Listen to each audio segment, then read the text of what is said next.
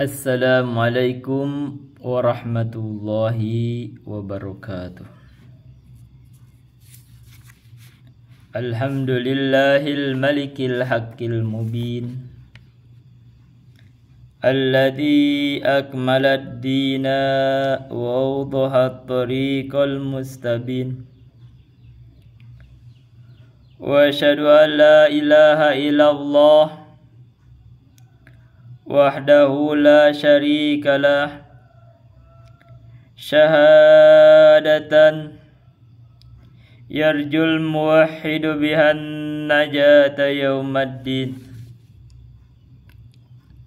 Wa asyhadu anna Muhammadan abduhu wa rasuluh,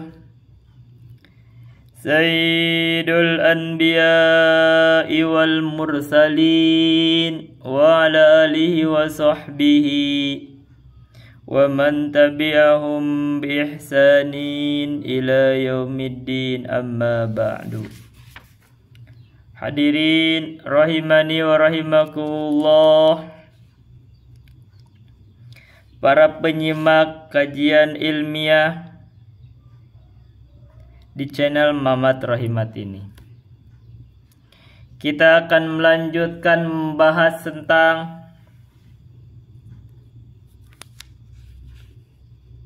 pokok-pokok agama yang harus kita ketahui. Sudah dibahas secara global tentang rukun iman dan rincian rukun iman.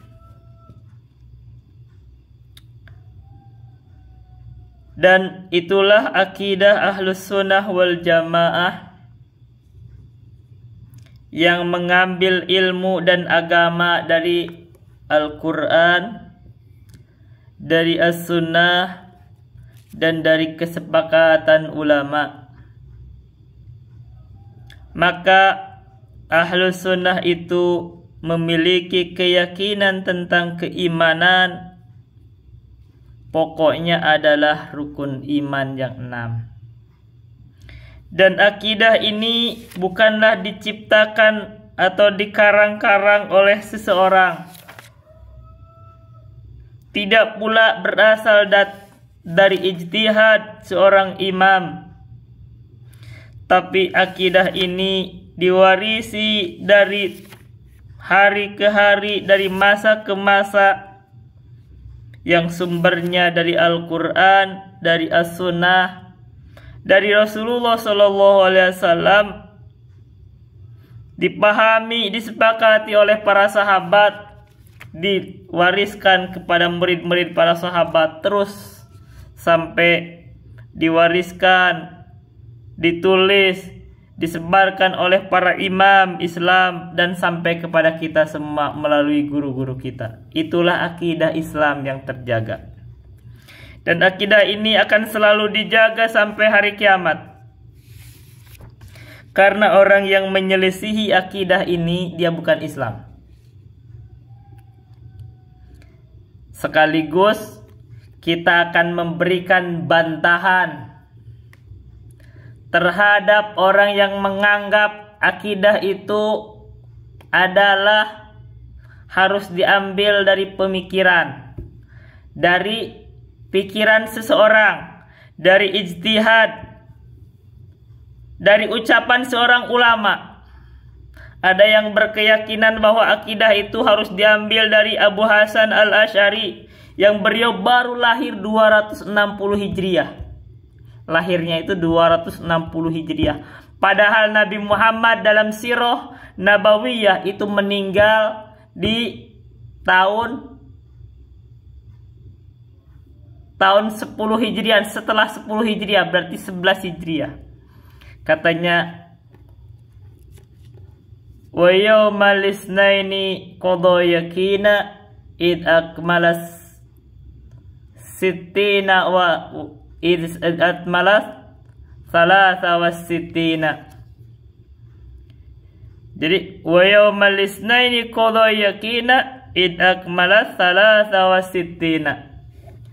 Pada hari Senin Qadayakina, Nabi Muhammad meninggal id akmal salasa wasitina, ketika beliau telah sempurna umur 63 tahun, dan itu adalah setelah tahun 10 hijrah beliau dari Mekah ke Madinah, berarti sudah masuk ke tahun ke-11. Bayangkan 11 hijriah beliau meninggal. Abu Hasan al-Asy'ari baru lahir 260 hijriah, berarti terpaut 249 tahun dari meninggalnya Nabi, bukan dari lahirnya Nabi. Itu dari meninggalnya. Bagaimana ahlul kalam tertipu dengan suatu pemahaman bahwa ternyata mereka harus mengambil akidah dari Abu Hasan al-Asy'ari dan menganggapnya sebagai ahlus sunnah wal jamaah. Maka kita bantah sekarang. Bantahannya paling telak secara sejarah tadi. Tidak mungkin orang yang baru lahir 249 tahun setelah Nabi Muhammad meninggal, terus beliau dianggap orang yang paling paham tentang akidah ahlus sunnah wal jamaah, yang harusnya akidah ahlus sunnah wal jamaah definisinya adalah sunnah itu artinya mengikuti Rasul. Apa aja yang disandarkan ke Rasul berarti mengikuti Rasul. Berarti sunnah artinya pengikut Rasul. Wal jamaah artinya mengikut para sahabat, atau jamaah itu para sahabat. Berarti ahlus sunnah wal jamaah harusnya adalah definisinya mengikuti Rasulullah, Nabi Muhammad, dan para sahabat. Berarti bagaimana mungkin seseorang yang baru lahir 249 tahun setelah Nabi Muhammad meninggal terus dianggap inilah imam ahlus sunnah, yang beliau berbicara dari dirinya sendiri, berbicara dengan pikirannya sendiri, merumuskan konsep-konsep yang dia temukan, lalu dinisbatkan inilah akidah Islam. Tidak mungkin. Nah, ini bantahan secara telak. Dan ini pula yang melatar belakangi saya kenapa pembahasan akidah tidak mungkin layak diambil dari imam yang baru lahir tadi 260 hijriah, katanya dari Abu Hasan al-Asy'ari. Karena pikiran saya saat itu, saya masih pesantren itu, usia saya baru 16 tahun, pikiran saya itu apa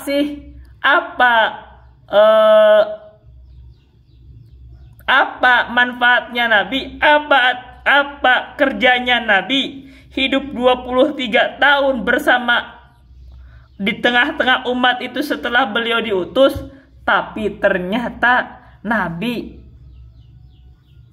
itu dianggap tidak menjelaskan akidah. Kenapa? Karena ada yang berkeyakinan akidah ini harus diambil dari imam yang baru lahir 260 hijriah. Apa tugasnya Nabi?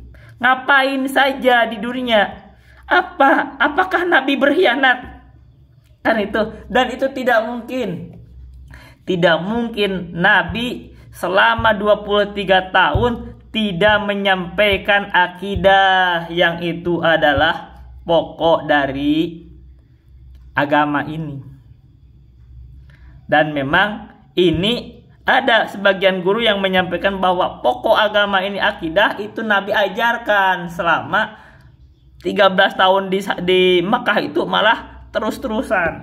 Artinya ada yang menjelaskan dari guru yang lain yang mengatakan akidah ini harus diambil dari Abu Hasan al-Asy'ari yang baru lahir 260 hijriah, ya tertolak. Dan itu alhamdulillah salah satunya fungsinya harus banyak guru. Jadi itu. Nah, dan ternyata ucapan yang saya ucapkan hanya di pikiran saya di usia saya masih remaja, baru 16 tahunan. Itu ternyata sesuai dengan ucapannya Imam Malik. Kata Imam Malik, muhalun lin nabiy sallallahu alaihi wasallam ayyu'allima ummatahu bil istinja'i walam yu'allimhum bit tauhidi. Mustahil, kata Imam Malik, Nabi Muhammad SAW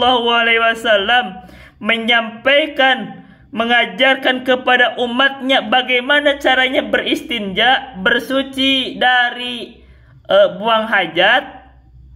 Kalau dia pakai batu, bersucilah dengan batu 3. Kalau dia buang hajat dengan tangan, bersucilah dengan tangan kiri. Maka Nabi mengajarkan kepada para sahabatnya bagaimana beristinja.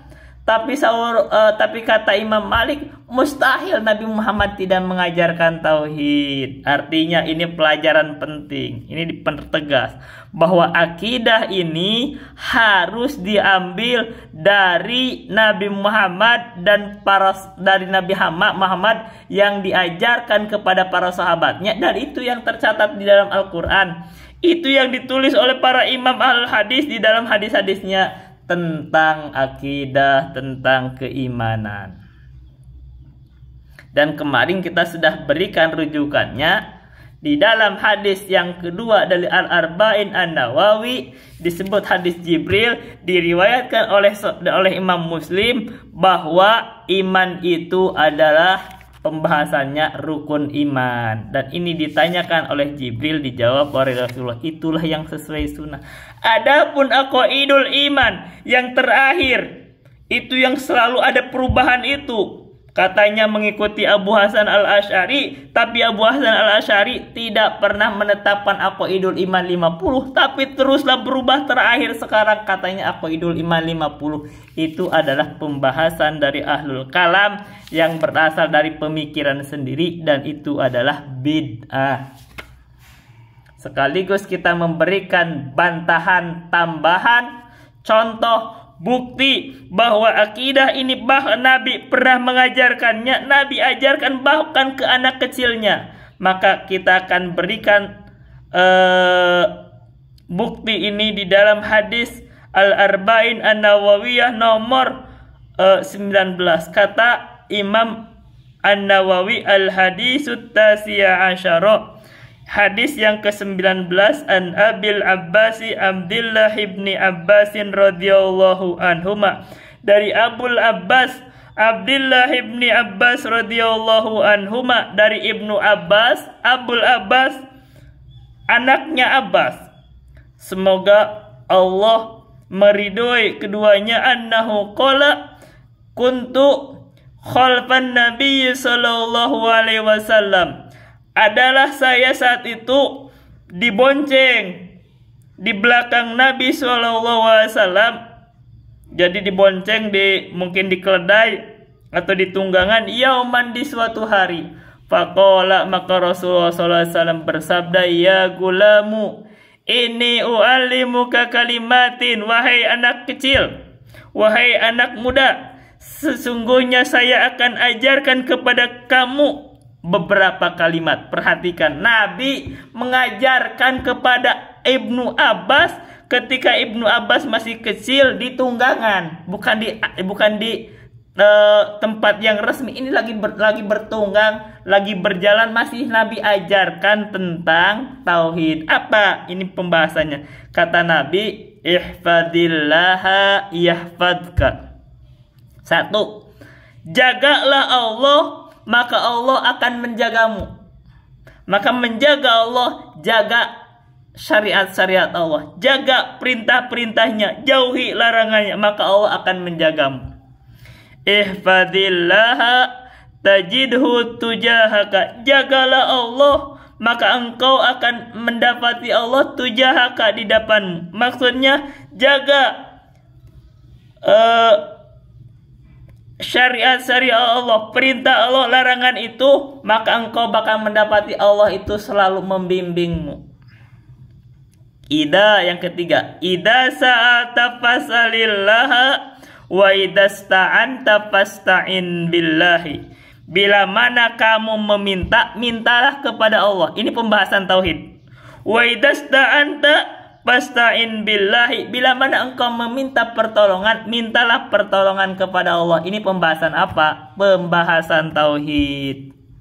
Maka Nabi mengajarkan Ibnu Abbas ketika Ibnu Abbas sedang dibonceng. Artinya bukan di kegiatan yang resmi, yang santai, bahkan lagi berjalan. Masih Nabi sempat-sempatnya mengajarkan ilmu tauhid. Maka ini bantahan sangat keras, sangat tegas bahwa akidah ini memang wajib diambil dari penjelasan Nabi kepada para sahabatnya, dan itu yang terwarisi di sisi Ahlus Sunnah, bukan diambil dari hasil pemikiran hawanya, akalnya, ro'yunya yang oleh orang yang baru lahir 249 tahun setelah Nabi meninggal. Bahkan kalau di pembahasan ilmu riwayat itu terputus jauh. Bagaimana orang yang terputus jauh merumuskan akidah yang bahkan beliau tidak berjumpa dengan Nabi. Baik. Selanjutnya kata Nabi, wa'lam, ketahuilah, annal ummata law ijtama'at ala an yanfa'uka bi syai'in lam yanfa'uka illa bi syai'in qad katabahu Allahu laka. Beliau memberikan contoh keyakinan ini bab takdir. Dan ketahuilah, sesungguhnya umat manusia yang berkumpul banyak, law ijtama'at ala ayyan fa'uka bisyai'in, andaikan mereka bersatu padu berkumpul untuk memberikan manfaat dengan suatu manfaat kepadamu, lam yanfa'uka illa bisyai'in qad katabahu Allahu laka, maka mereka tidak akan mampu memberikan manfaat kepadamu kecuali dengan sesuatu tersebut telah dicatatkan oleh Allah untukmu. Maksudnya telah ditakdirkan. Mereka tidak mampu memberikan manfaat dengan sesuatu apapun kecuali memang itu telah Allah takdirkan. Satu, ini keyakinan takdir. Ini pembahasan takdir, diberikan contoh bahwa takdir ini sudah ditetapkan, maka umat tidak mampu memberikan kepada kita manfaat apapun kecuali memang telah Allah takdirkan. Bagaimana kebalikannya? Wa in ijtama'u ala an yadurruka bi syai'in lam yadurruka illa bi syai'in qad katabahu Allahu 'alaika. Dan bila mana umat itu berkumpul bersatu untuk memberikan madarat kepada engkau dengan sesuatu apapun, lam yadurruka illa bisyai'in, maka mereka tidak akan mampu memberikan engkau madarat dengan sesuatu apapun kecuali dengan sesuatu apapun yang qad katabahu Allahu 'alaika, yang telah dicatat oleh Allah untuk terjadi atasmu. Artinya mereka baru bisa memberikan madarat dengan madarat apapun kalau memang itu telah ditetapkan takdirnya untuk kamu. Ini adalah keyakinan tentang takdir ditekankan, diajarkan oleh Nabi Muhammad kepada Ibnu Abbas yang masih kecil, mungkin masih umur 10 tahun. Bayangkan, umur 10 tahun sudah diajarkan. Bagaimana orang beranggapan bahwa akidah ini harus diambil dari ijtihad seorang imam, yang imam ini bahkan tidak ada riwayat mereka berguru kepada guru-guru yang memiliki riwayat bersambung kepada Nabi. Bagaimana orang yang terputus secara keilmuannya dari Nabi terus dianggap, oh inilah akidah yang diambil, akidah Ahlussunnah? Tidak mungkin. Tidak mungkin. Tidak tercatat. Dia tidak dicatat sebagai orang yang banyak belajar dari para imam yang ada ilmu bersambung ke Nabi. Tidak ada riwayat itu. Terus tiba-tiba dia menemukan caranya sendiri, berpikir sendiri, oh ini akidah Islam. Tidak mungkin itu bisa diterima. Maka kata Nabi, rufi'atil aqlamu, kolam-kolam telah diangkat, wajaffatis suhubu, lembaran-lembaran tulisan takdir telah kering. Maksudnya kolam yang mencatat pentakdiran di Lauhul Mahfuz 50.000 tahun sebelum langit dan bumi dicipta itu telah diangkat. Jadi pencatatannya telah selesai dan lembaran-lembaran catatan itu di Lauhul Mahfuz itu sudah kering, tidak bisa dirubah lagi. Rawahu at-Tirmidzi wa qala haditsun hasanun. Ini hadis diriwayatkan oleh Imam At-Tirmidzi dan beliau berkata hadis ini adalah hasan sahih. Wa fi riwayat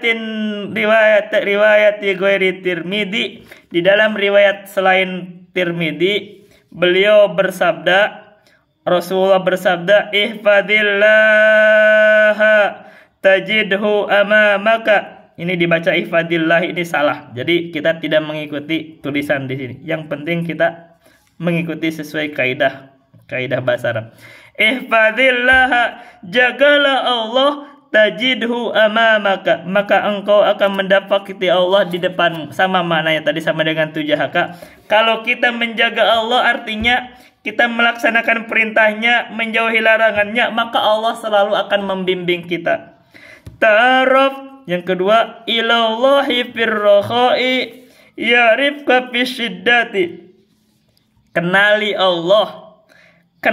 Allah ketika kita ada di dalam keadaan lapang, maka Allah akan mengenalmu ketika engkau ada dalam kesulitan. Maksudnya, kalau engkau selalu berzikir kepada Allah, kenal kepada Allah, zikir kepada Allah, ketika engkau sedang lapang, sedang senang, sedang gembira, maka Allah akan mengingatmu, menolongmu ketika engkau sedang kesulitan. Dan bentuk zikir atau mengenal Allah yang paling pokok adalah kita beriman kepada Allah, bertauhid dengan tauhid yang sebenar-benarnya. Maka andaikan kita bertauhid kepada Allah, ketika kita sedang senang, kita bertauhid, Allah akan memberikan pertolongan kepada kita ketika sedang kesulitan. Wa'lam, yang ketiga, annama akhta'aka lam yakun liyusibaka wa ma asabaka lam yakun liyukhti'aka. Yang ketiga, wa'lam, dan ketahuilah, sesungguhnya apa yang apa yang tidak akan terjadi atasmu, lam yakun liyusibaka, maka dia tidak akan mengenaimu. Jadi madharat apapun yang tidak akan terjadi kepada kita, ditakdirkan kita tidak akan terkena madharat itu atau musibah itu, lam yakun liyusibaka, maka tidak akan mengenaimu. Wa ma asabaka lam yakun liyukhtiaka, dan apa saja yang akan mengenaimu, baik dari manfaat, baik dari madharat, maka kalau itu ditakdirkan untuk terjadi kepadamu, lam yakun liyukhtiaka, maka tidak akan meleset kepadamu. Artinya, kalau kita sudah ditakdirkan oleh Allah dengan suatu nikmat, tidak akan meleset. Kalau kita ditakdirkan oleh Allah dengan suatu madharat, tidak pula akan meleset, karena itu sudah ditakdirkan. Wa'lam, dan ketahuilah, annan nasra mas sabri wa annal faraja mal karbi wa anna mal usri yusra. Kata Rasulullah, dan ketahuilah sesungguhnya pertolongan Allah itu bersama dengan kesabaran. Wa annal faraja mal karbi, dan sesungguhnya celah atau pertolongan itu atau solusi dari permasalahan itu, al-faraj itu ada celah atau jalan keluar dari permasalahan itu bersama dengan kesulitan. Wa anna ma'al usri yusra, dan sesungguhnya bersama kesulitan itu ada kemudahan. Maka ini Rasulullah mengajarkan pula bahwa kita untuk selalu bersabar sehingga Allah menolong kita. Dan bila mana ada kesulitan, bila mana ada kesusahan, kita itu untuk husnudon, karena bersama dengan kesusahan itu ada solusi, dan bersama kesulitan itu ada kemudahan. Ini Rasulullah mengajarkan kepada kita pula untuk selalu husnudzon terhadap Allah. Perhatikan, kita ingatkan kembali, ini keyakinan penting, bahwa pokoknya keimanan itu adalah rukun iman, dan rukun iman ini dijelaskan oleh Rasulullah di dalam sunnahnya, ada juga di dalam Al-Quran. Maka tidak boleh ada yang mengganti tentang keimanan ini. Barang siapa yang mengganti konsep keimanan ini, maka hakikatnya telah mengganti keislaman, mengganti agama Islam. Maka kita tidak boleh, kita harus membantahnya. Dan kita pula menegaskan, memberikan contoh bantahan bahwa memang agama ini telah Allah sempurnakan. Allah berfirman, "Al-yauma akmaltu lakum dinakum." Hari ini ketika itu keluar itu ayat itu, "Al-yauma akmaltu lakum dinakum wa atmamtu alaikum ni'mati wa raditu lakumul Islam madina." Itu keluarnya, itu turunnya ayat itu adalah ketika Nabi Muhammad sedang wada. Katanya teh, wa mautu Ibrahim fil amil akhir wal bajali aslama wasmuhu Jarir wa hajjatal wada'i qarina wa waqqafal jum'ata fiha amina wa unzilat fil yaumi busyra lakum al yauma akmaltu lakum dinakum. Maka itu turunnya ayat itu ketika Nabi sedang haji wada di tahun 10 Hijriah di hari Jumat ketika wukuf di Arafah, itu turun ayat al-yauma akmaltu lakum dinakum. Hari ini aku kata Allah telah sempurnakan untuk kalian agama kalian. Maka bentuk kesempurnaan, maka akidah itu pasti sudah sempurna.